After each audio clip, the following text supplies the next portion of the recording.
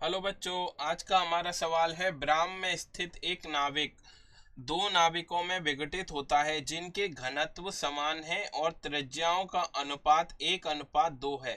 उनके वेगों का अनुपात होगा। अब देखिए, हमारे पास कोई नाविक मान सकते हैं जिसका द्रव्यमान m है। अब ये दो नाविकों में विभाजित होता है। अब इस बड़े नाविक का द्रव्यमान m मान सकते हैं तथा इसका घनत्व रो मान सकते हैं। ठीक है।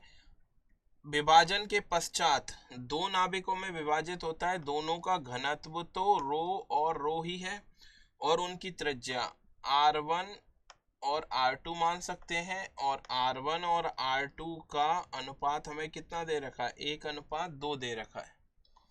ठीक है। इसके बाद क्या होगा? हमें निकालना है वेगों का अनुपात। इनके वेग हम v1 और v2 मान सकते हैं। अब हमें पता है कि विघटन हो रहा है। विघटन में क्या होता है? अंदरूनी बल या आंतरिक बल कार्य करता है, इसलिए हमारा संवेग क्या होगा? संरक्षित रहेगा।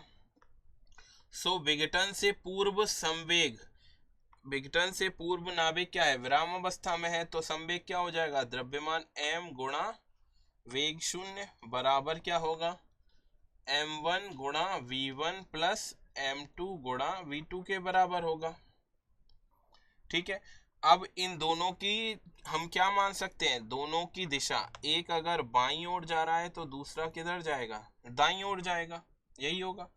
तो यहाँ से m1 v1 बराबर क्या हो गया? m2 v2 के बराबर आ जाएगा, क्योंकि v2 को अगर हम पॉजिटिव लेंगे तो v1 हमारा कैसा आएगा? नेगेटिव आएगा। m1 का मान क्या होगा? घनत्व गुणा आयतन, और आयतन कितना होता है?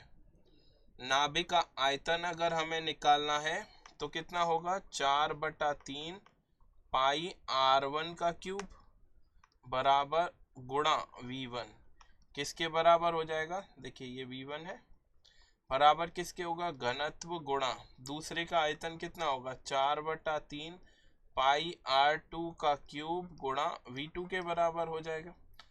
रो कट गया, 4/3 पाई कट गया, तो v1/v2 कितना आ जाएगा आपका? r2/r1 का होल पावर 3 लिख सकते हैं। तो v1/v2 का मान कितना हो गया? r1 कितना? r1 और r2 का अनुपात कितना था? 1:2 था। उल्टा लिखना है तो क्या होगा? 2:1 की पावर 3। तो v1/v2 का मान कितना आ जाएगा? 8:1 आएगा।